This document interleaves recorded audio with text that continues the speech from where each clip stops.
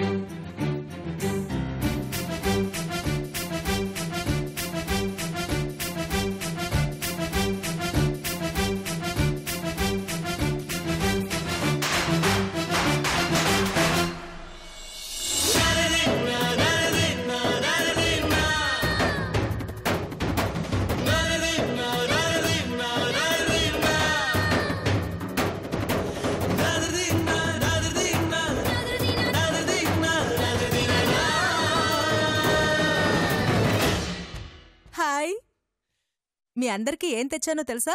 Surprise chocolates తెచ్చాను.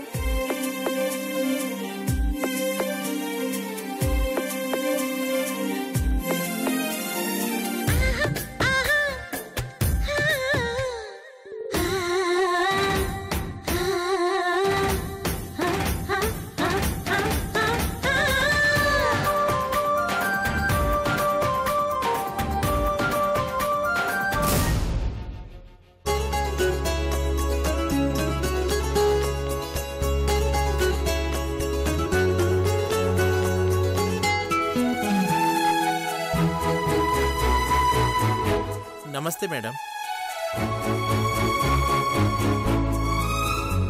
నమస్తే అండి.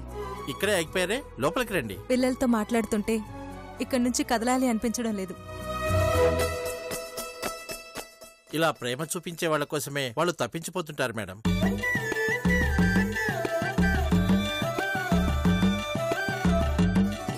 మీలాంటి మంచి మనుషులు ఉండటం వల్లే వాళ్ళు ఈ మాత్రమైనా సంతోషంగా ఉండగలుగుతున్నారు.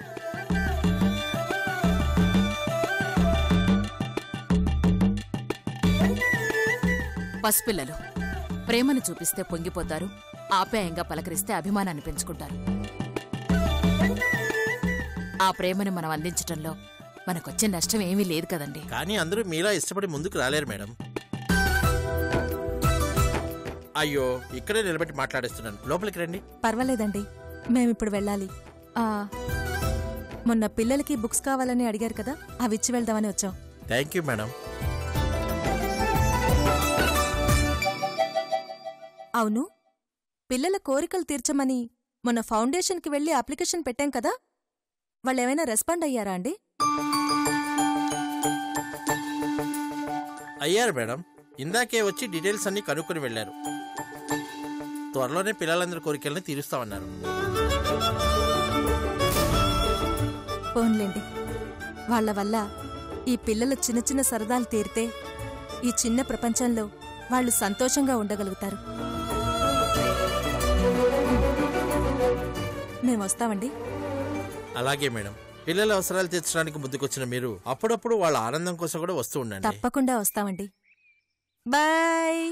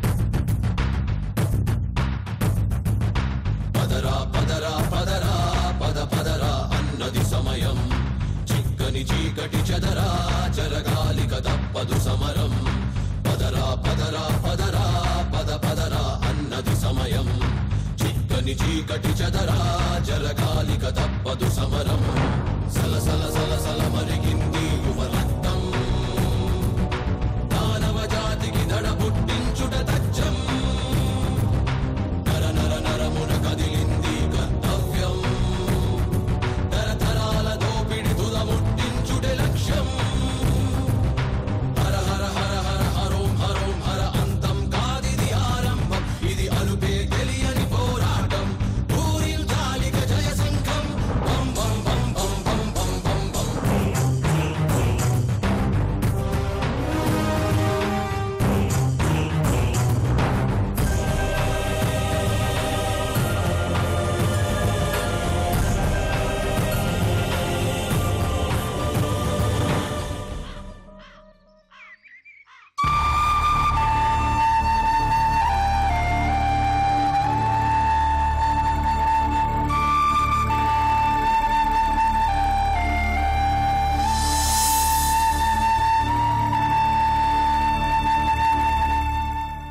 ఏంటి సుబ్బు ఇది?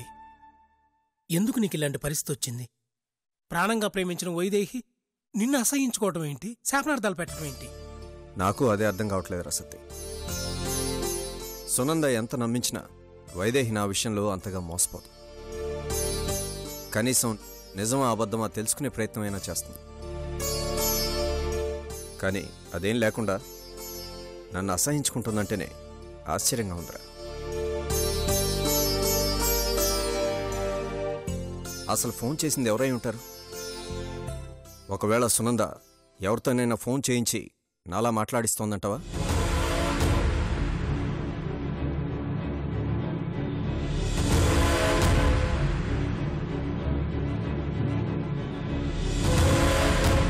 నిజమే సుబ్బు, అది అలా చేయగలదు కూడా. కానీ వైదేహికి నేను బతుకున్నట్టు తెలియదు కదరా. అది నిజమే సుబ్బు. అసలు ఫోన్లో మాట్లాడుతున్న సుబ్బు నేను ఒకరేనని వైదేహికి తెలుసా? బహుశా తెలియకపోవచ్చాం. ఇదంతా ఆ సునంద గేమ్ రసతి. చాలా తెలివిగా నా పేరును వాడుకుని నన్ను వైదేహిని కలవకుండా ప్లాన్ చేస్తోంది. నాకు తెలిసి అది బుక్ స్టోర్లో నిన్ను చూసి నా దగ్గర నుంచి ఫోన్ వచ్చినట్టు యాక్ట్ చేసి ఉంటుంది. అయ్యుండొచ్చు సుబ్బు.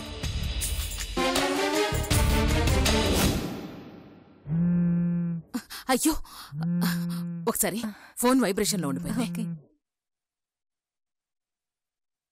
హలో సుబ్బు, ప్లీజ్ సుబ్బు, అర్థం చేసుకో. నా కూతురు జీవితాన్ని నాశనం చేయకు సుబ్బు. ఇప్పుడు అర్థమైంది సుబ్బు. అది అన్నంత పని చేస్తుంది. ఆ రోజు నిన్ను వైదేహిని కలవనివ్వనని ఛాలెంజ్ చేసింది. అందుకే అన్ని అడ్డదారులు తొక్కుతుంది. మనం వెంటనే వైదేహిని కలిసి ఏది నిజమో ఏది అబద్ధమో తేల్చేయాలి సుబ్బు. వద్దురా సత్తయ్య. ఒకవేళ వైదేహి అసహించుకునేది నన్నే అయితే నేను తనకి ఎదురుపడలేను.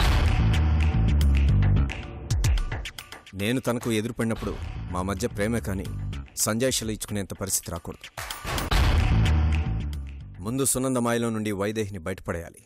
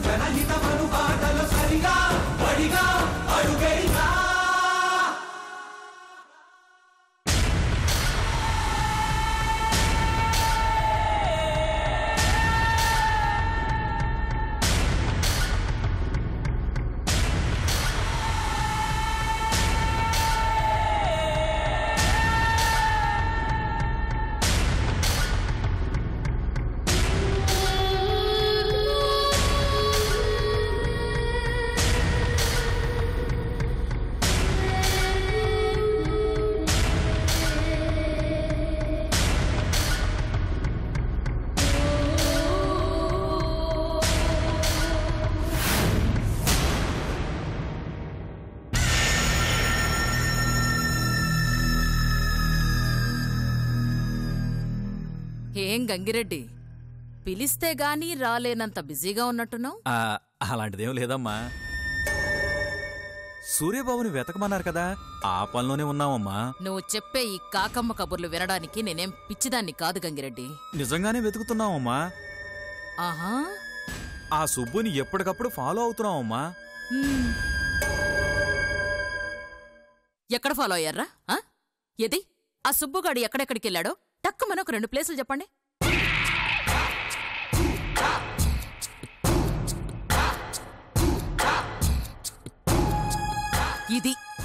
ఇది మీ వెతుకులాట. డబ్బు తీసుకెళ్లడం, పందుల్లాగా మెక్కి దున్నపోతుల్లాగా నిద్రపోవడం తప్ప చెప్పిన పని ఏ రోజు సరిగ్గా చేశారనరా? చూడు గంగిరెడ్డి, నువ్వు ఏం చేస్తావో నాకు తెలీదు. సూర్య మాత్రం నాకు కావాలి.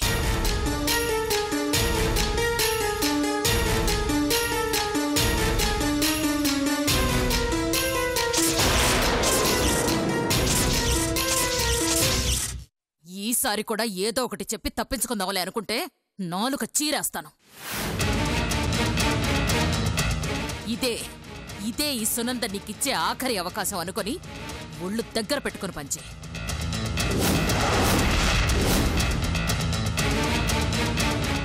ముందు నువ్వు ఆ సుబ్బుగాడి ఇంటి దగ్గర కాపలాకాయి.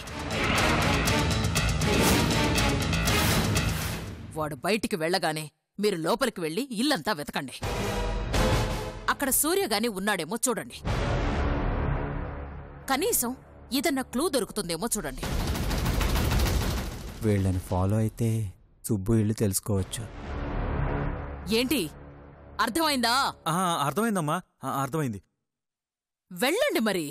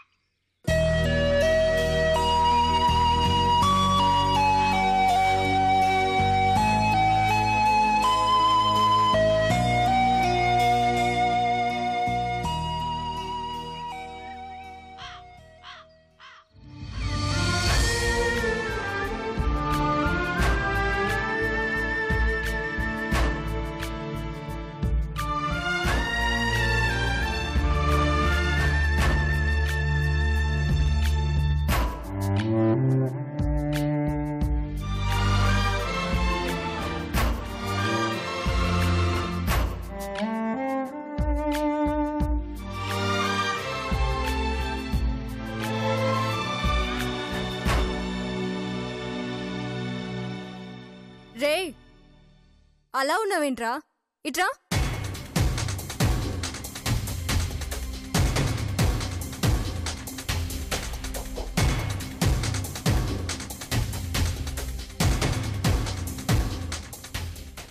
ఏమైందిరా? ఎందుకలా ఉన్నావు? ఎలా ఉన్నాను? అద్దంలో మొహం చూసుకురా తెలుస్తుంది. ఇంతకు ముందున్న బాలుకి ఇప్పుడున్న బాలుకి చాలా మార్పుంది. మార్పు నా మొహంలో కాదు, నీ ఆలోచనలోనే ఉంది, నీ చూపుల్లో ఉంది. ఏరా, నీ మాటలు వింటుంటే నీ జ్ఞానం బాగా ఎక్కువైపోయిందేమో అనిపిస్తుంది. కానీ నీ చేష్టలు చూస్తే ఉన్న కాస్త మతి పోయినట్టు అనిపిస్తుంది.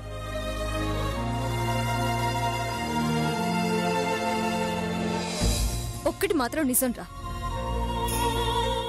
నువ్వెప్పుడైతే హైదరాబాద్ వెళ్ళొచ్చావో అప్పట్నుంచి నీలో ఏదో తేడా వచ్చింది. మాట మారింది, పద్ధతి మారింది. నీలో నువ్వే మాట్లాడుకుంటున్నావు, నీకు నువ్వే ఒంటరిగా ఉంటున్నావు. ఇంతకు ముందు నీకు నీల తప్ప ఇంకొక ధ్యాసే ఉండేది కాదు. ఇప్పుడు ఆ నీల మాట్లాడితేనే చిరాకు పడుతున్నావు. ఆ నీళ్ళకే ఎదురు చెప్తున్నావు, ఆ నీళ్ళనే ఎదిరిస్తున్నావు. ఇప్పుడు ఆ నీళ్ళ మీదే అరుస్తున్నావు.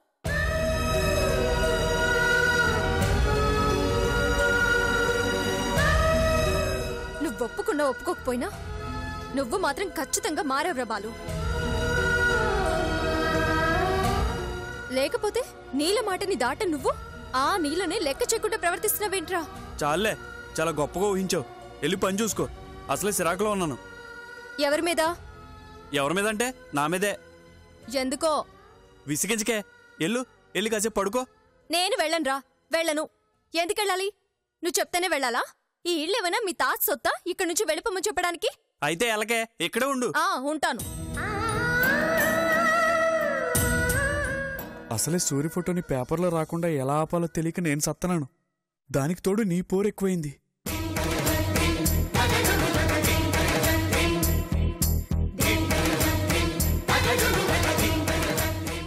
ఏం చేస్తే సూర్య గురించి ప్రకటన ఇవ్వకుండా ఆపగలం?